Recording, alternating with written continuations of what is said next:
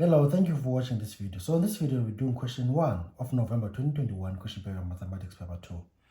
And the topic is statistics. So I'll read question 1 statement and then answer the questions that follow. So let's go.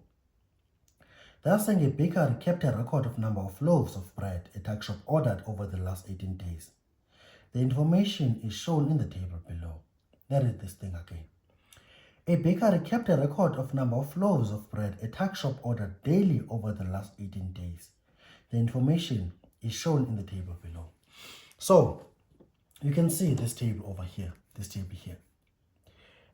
This table is showing us, because if you can count 1, 2, 3, 4, 5, 6, 7, 8, 9, 10, 11, 12, 13, 14, 15, 16, 17, 18. So you have 18 blocks here, right? So each of these blocks represent the 18 days. So this table here, they're saying it's a record of the number of loaves that are ordered by a tuck shop over the last 18 days. Of course, this record is kept by the bakery, right? No problem. So which means on day number 1 of the last 18 days, the tuck shop ordered 10 loaves of bread. On day number 2, the tuck shop ordered 11. Day number 3, ordered 13 loaves of bread. Day number 4, 14 loaves of bread, and so on. And on the last day, you can see there that the tuck shop ordered 41 loaves of bread from the bakery. So that's what this table is showing us here. It's showing us the number of loaves ordered on a particular day by the tuck shop. So if you're looking at this 18 here, this is day number 9, which is on day number 9, because if you can count from here up until there, this is the 9th block. So on day number 9, the tuck shop ordered 18 loaves of bread. That's what this thing is telling us. Right? No problem. So let's go to the questions, because we know that this is the record kept by the bakery of the number of loaves that were ordered daily by what? By the tuck shop. Right? No problem. Let's do 1.1. 1.1, say calculate. Let's go to 1.1.1. That's saying calculate the mean number of loaves ordered daily. So they want us to find the average, because mean is the average. They want us to find the average number of loaves ordered by the tuck shop daily. So calculate the mean number of loaves of bread ordered daily by the tuck shop. That's what they want us to find. They want us to find the mean. No problem. What do we do? You can use your calculator, or you can use the formula that you know. So I'm going to move the question paper this side so that I can be able to write well. No problem. So here we are. So this is 1.1, right? What do they want? They say calculate the mean number of loaves of bread ordered daily, which means calculate on average how many loaves of bread were ordered daily over the past 18 days. So how do we do that? It's easy. You can say, okay, my mean is equal to the sum of all loaves of bread divided by the number of days. Right? That's what you can do. Which is you can sum all those things there, which means from 10 up to 41. And then the answer that you get, you divide it by the number of by n, which is the number of days, right? Because n is the number of these data entries that you are summing. So you'll be summing 18 entries. So n would be those 18 days, which is those 18 entries there. So also you can also use a calculator to do this. So let me find my calculator, then you can use the calculator. Okay, so I found my calculator. So how do we do this? You are allowed to use a calculator. So you switch it on, no problem. Then let me reset it to make sure that everything is clear. Then what do? You want to find the average, right? The mean loaves of bread that we order daily. So what do you say? You say press mode first if you have a calculator like mine. And then you go to option 2, which is statistics, right? Because we're doing statistics, go to option 2. And then now you take the first option, which is variance, because this is part of variance. So option 1. And then on this X column, you enter all those data entries that we have there. So number 1 would be day 1. Number 2 there would be day number 211. number 3 will be day number 3, and so on. So let's go. So on day number 1, 10 loaves of bread were ordered. Day number 2, 11 loaves of bread were ordered. Day number 3, 13 loaves of bread were ordered. Day number 4, 14 loaves of bread were ordered. Day number 5, 14 loaves of bread were ordered. Day number 6, you can see that day number 6 is 15. 15 loaves of bread were ordered. Day number 7, 16 loaves of bread were ordered. Day number 8, 18 loaves of bread were ordered. On day number 9, 18 loaves of bread were ordered. Day number 10, 19 loaves of bread were ordered. Day number 11, 19 loaves of bread were ordered. Day number 12, right? Because 10, 11, 12, 20 loaves of bread were ordered. Number 13, 21 loaves of bread were ordered. Number 14, 35 loaves of bread were ordered. Number 15, 35 loaves of bread were ordered. Number 16, 37 loaves of bread. You can see day number 16 is that one over there. Here is it. 37 loaves of bread were ordered. 17, 40 loaves of bread were ordered. 18, 41 loaves of bread were ordered. So we've entered all these data entries from day number 1 up to day number 14. That's the first thing that you do, right? No problem. Then say cancel this. So to find now the mean, which is the average, you say shift and then press 1, which is statistics. You can see statistics is written in yellow there, no problem. And then you go to option number 4, which is variance, right? And then the mean, there is your mean. There is your mean. It's the second option. Take your mean down. So which means, what is your mean? You get that your mean is equal to 22. So what they had asked you, they asked you to calculate the mean number of loaves of bread ordered daily. So we can say that on average, the tax shop was ordered. On average, you can say that the tax shop ordered 22 loaves of bread. So you can say over the last 18 days, the tax shop was placing an order of 18 loaves of bread from the bakery. That's what this mean is, which is 22 loaves per day. No problem. Then we move to 1.1.2, because this was 1.1.1. 1.1.2. What are they saying? They are saying calculate the standard deviation of the data. So they want us to calculate the standard deviation of this data here. No problem. So we can also use the calculator as well to find the standard deviation. So you shift, say statistics, and you say variance option number 4. There is a standard deviation number 3, which means your standard deviation is what? Is 10.17. There is it. There is your standard deviation. It's 10.17. We're done here. Then we move to 1.1.3. What are they saying at 1.1.3? They are saying calculate the number of days in which the number of loaves of bread ordered was more than 1 standard deviation above the mean. Right? So they want us to calculate the number of days on which the number of loaves ordered was more than 1 standard deviation above the mean. No problem. So this is how you can look at this. You can say, okay, let's have a timeline like this. And let's say you have your, on a timeline, you have your mean here, right? No problem. On average, the tax shop was placing an order of 22 loaves of bread, right? No problem. Here is it. So a standard deviation tells you how much from this average you should expect, how much difference from the average you should expect from the tax shop, right? Because you know the tax shop is placing orders.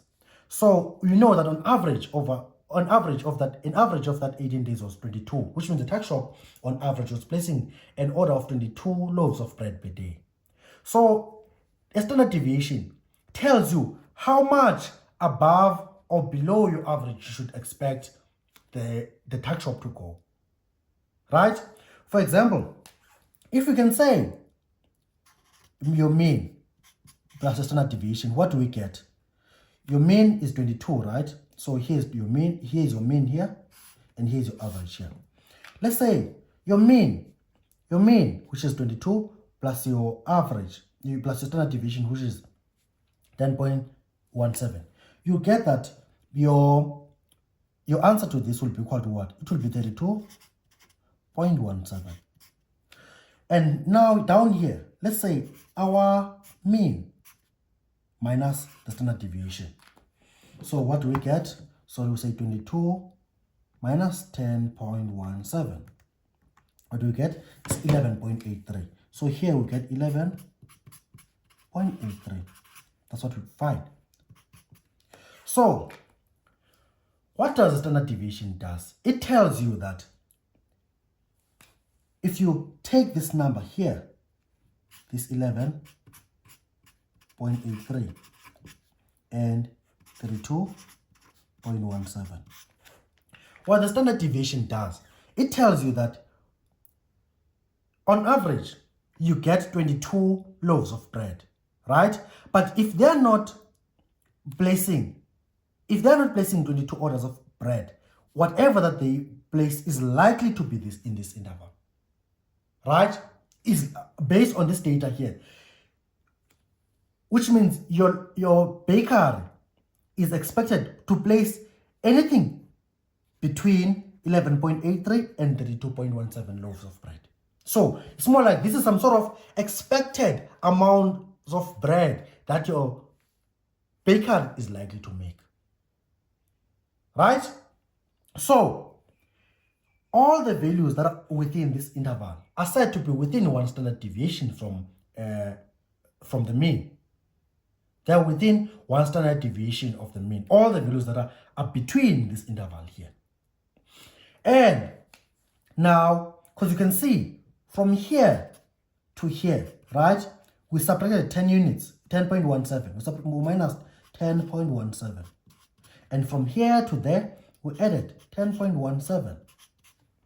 So this position here, this value here, is exactly one standard deviation from the mean.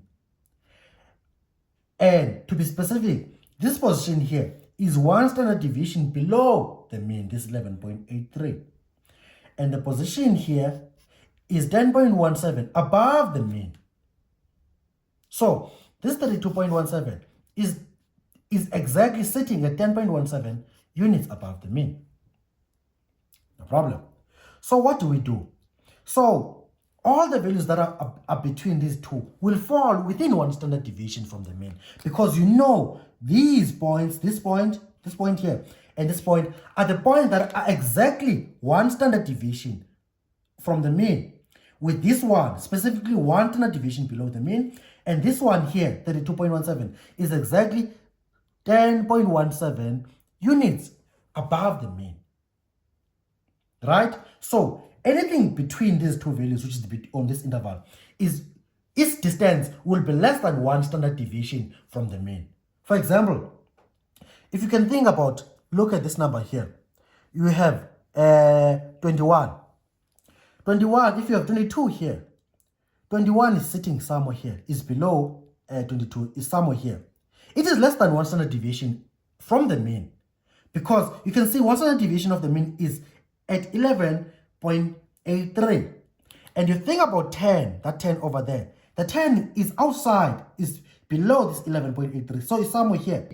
With this one, specifically one standard deviation below the mean, and this one here, 32.17, is exactly 10.17 units above the mean, right? So anything between these two values, which is on this interval, its distance will be less than one standard deviation from the mean. For example, if you can think about, look at this number here. You have 21. 21, if you have 22 here, 21 is sitting somewhere here, is below 22, is somewhere here. It is less than one standard deviation from the mean, because you can see one standard deviation of the mean is at 11.83. And you think about 10, that 10 over there. The 10 is outside, is below this 11.83, so it's somewhere here. So to move from your mean to your 10, you need to move more than 1 standard deviation below the mean. And if you look at 35 over there, 35 is also outside. 35 is somewhere here. So if you want to move from your mean to your 35, you have to move this 1 standard deviation plus something else. So to move from your mean to your 35 units, you have to move more than 1 standard deviation above the mean to get there. So what we are asked to find, we were asked to find the number of days in which the number of loaves ordered were more than 1 standard deviation above the mean. Right? That's what they want us to find. So they want all the values that, they want the number of days in which you ordered more than, because in order to get, if you want the values that are more than 1 standard deviation above the mean, you know from the mean to this 32.17, the distance is exactly 32.17. Everything above this 32.17 is more than 1 standard deviation above the mean, because it will be this standard deviation that you have to walk plus something else that is above it in order to get to the 35. Right? No problem. So what you need to do now, you know that you want the values that are more than 1 standard deviation above the mean, which means you want the number of days in which the bread that you ordered was above this 32.17. Because this 32.17 is sitting exactly 1 standard deviation above the mean. Anything above that is what you're looking for. It will be more than, you'll need more than one, you need to move more than 1 standard deviation to get to that point. So if you look at this, you can see that you have 35 there. It's more than 1 standard deviation above the mean, because 1 standard deviation is exactly 32.17. 35 more than 1 standard deviation above the mean. 37 more. 41 more. And 40, they're all more than 1 standard deviation above the mean. So you have these 1, 2, 3, 4, 5. You have these 5 entry points in which were lying more than 1 standard deviation above the mean, which are found more than 1 standard deviation above the mean, which means they are found at more than this position above the mean. So which means if you have 1, 2, 3, 4, 5, which is those are orders of 5 days, which means again for 35 and up to 40, 1, 2, 3, 4, 5, all those 5 days, they were placing orders that were more than 1 standard deviation above the mean. Therefore, if you want the number of days in which the number of loaves of bread ordered were more than 1 standard deviation above the mean, it should be that 5 days. And that is 5 days. And we're done here. We're done here. We're going to move to 1.2. So, or maybe we might need more space. Let me go to the other page for 1.2. So, now we're going to do what? 1.2. What are they saying at 1.2? At 1.2, what are they saying? At 1.2, they are saying the tuck shop owner has not been able to sell all the loaves of bread ordered daily, right? He calculated that the mean loaves of bread sold over the 18 days to be 20. Calculate the number of loaves which were not sold over the 18 days. Let me read this thing again. They're saying the tuck shop owner was not able to sell all the loaves of bread delivered daily. He calculated the mean number of loaves sold over the 18 days to be 20. Calculate the number of loaves of bread which were not sold over the 18 days. No problem. So what are they saying to us? They are telling us that the tuck shop owner is telling us now that these number of bread that were ordered over that 18 days were not all sold out over the 18 days, right? He was selling 20 loaves of bread on average per day, which means on average, right? On average, 20 loaves of bread were sold per day. So what the tuck shop owner is telling us that he was not able to sell all those loaves of bread that were ordered daily. He was only able to sell about 20 a day on average over the last 18 days. Right? No problem. Then now, they are asking us, now, how many loaves of bread that were not sold? How many loaves of bread that the tuck shop owner was unable to sell over the 18-day period? That's what we're being asked here. No problem. So how can we go about this? What we need to do, we need to find how many loaves of bread did he manage to sell, right? So if you are selling 20 per day for 18 days, how many loaves of bread were sold? So we can say, okay, we can say loaves sold, right?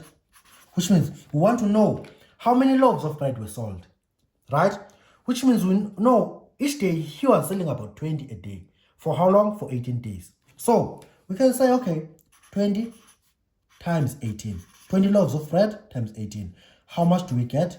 So if you say 20 times, if you say 20 times 18, we get that he sold 360 loaves of bread. So over that 8-day period, over that 18-day period, he managed to sell 360 loaves of bread. No problem. Fine. Then now, but what you want to know how many loaves of bread, right? You want to know how many loaves of bread were left. Then now you know that he managed to sell 360 over that 18-day period, right? How many did he order? Once you know that how much he ordered, then the difference between the two will be what is left. So how many did he order? So you must find the total for this. You must add all those data entries that are there, so that you can so that you must add all of these data entries there, so that you can find how many loaves of bread were left. Then now you know that he managed to sell 360 over that 18-day period, right? How many did he order? Once you know that how much he ordered, then the difference between the two will be what is left. So how many did he order? So you must find the total for this. You must add all those data entries that are there, so that you can so that you must add all of these data entries there, so that you can find what is the sum. Then now, once you add all of these is the total number of loaves that were ordered, because these were ordered daily. So the tuck shop was placing these orders every day. So if you find the total of loaves of bread that were ordered daily, then you will know how much is left if he managed to sell 360 of those. So let's go and do that. Okay, so how do we do? So okay, let's add them manually. I don't know how to do this with a calculator if I can.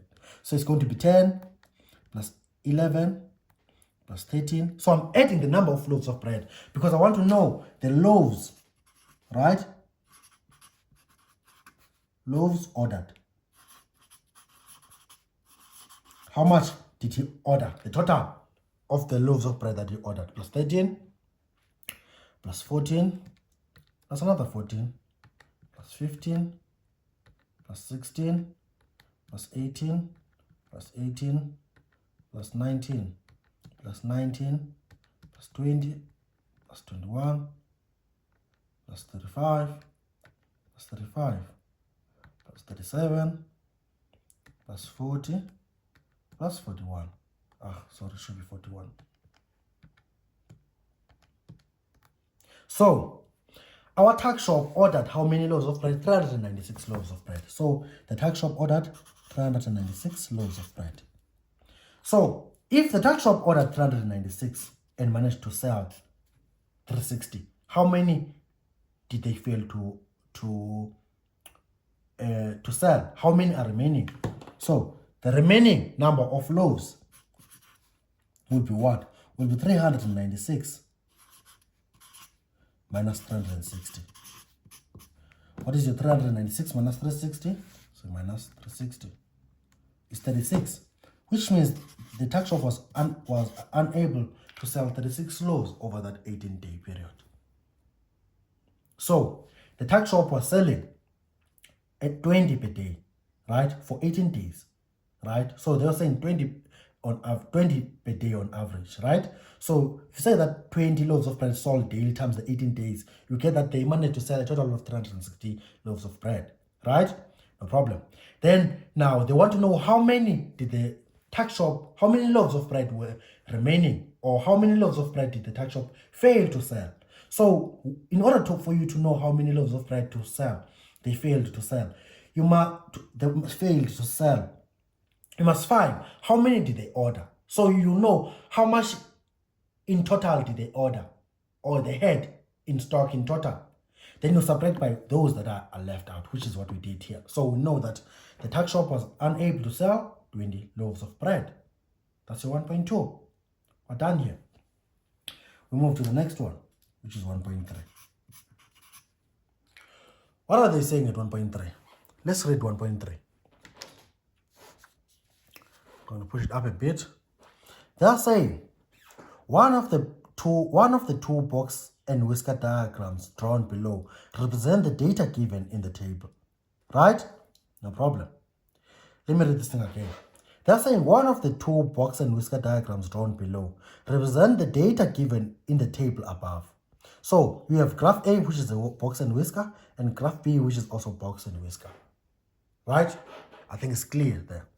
So they're asking us, which one of these box and whisker diagrams represent this data here? Right?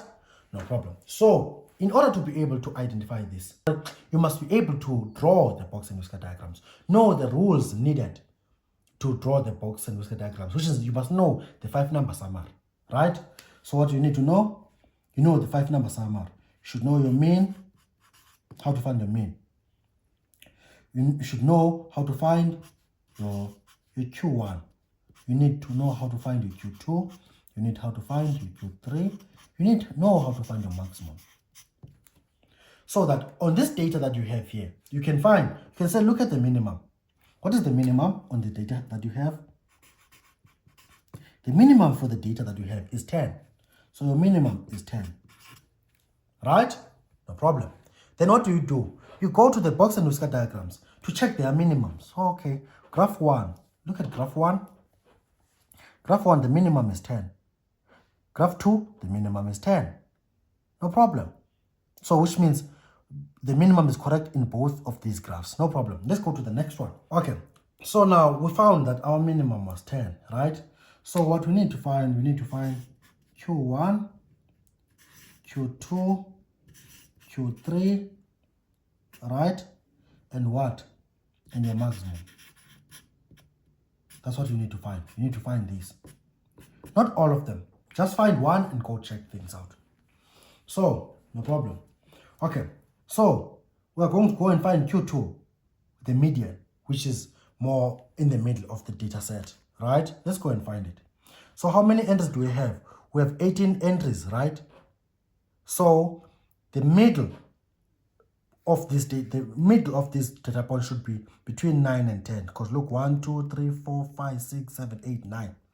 1, 2, 3, 4, 5, 6, 7, 8, 9. Right? No problem. So the position that is in the middle, or in the median of this data, the middle point of this data is between what? 18 and 19. It's between these two. 18 and 19. Between these two positions. So what do? We take the average of the two. How do we do that? It's okay. We'll say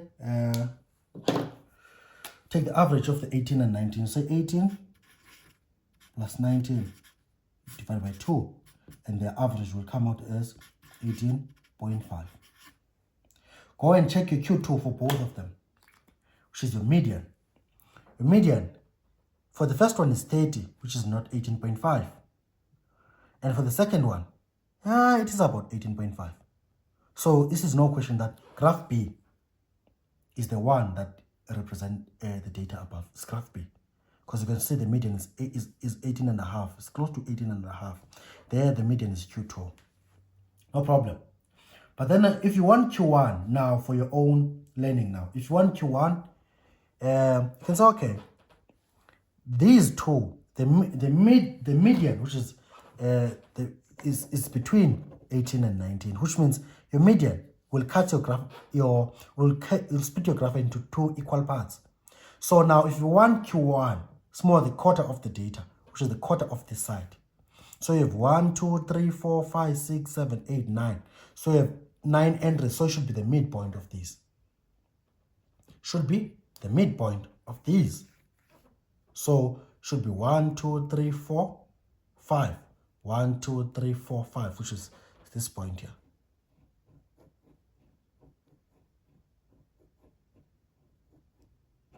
There is it. So your Q1 is 14. Right? You can look there as well. You can see it's 14 here.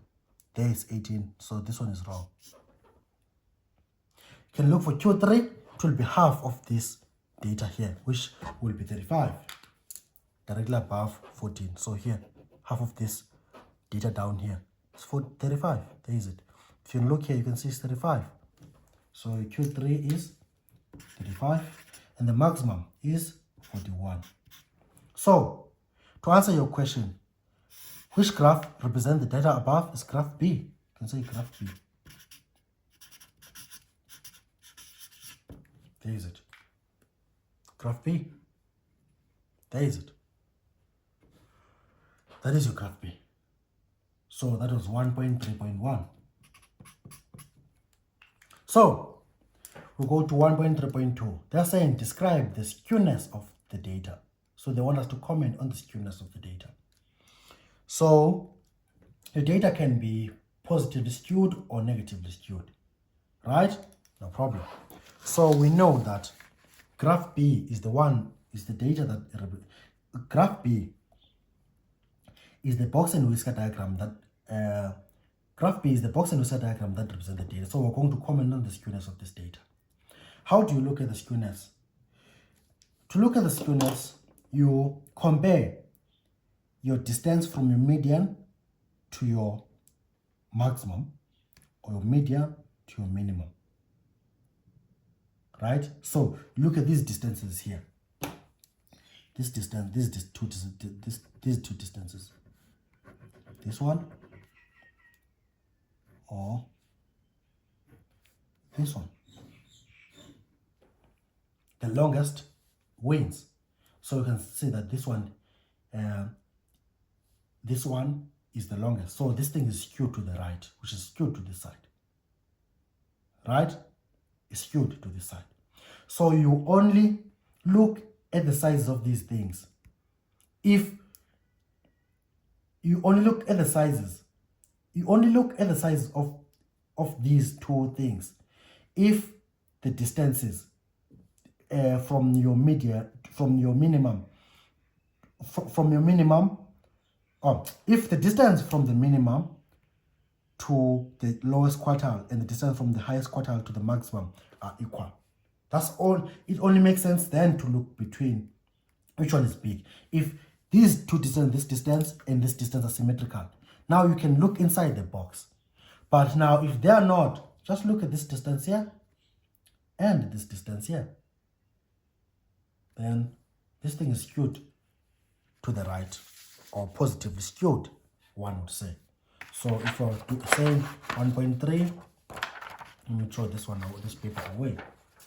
So what you're going to say, okay, for 1.3.2, the data is positively skewed, or you can say skewed to the right. That's it. And we're done here. And I hope this thing does make sense to you as it does to me. Thank you for watching. Cheers.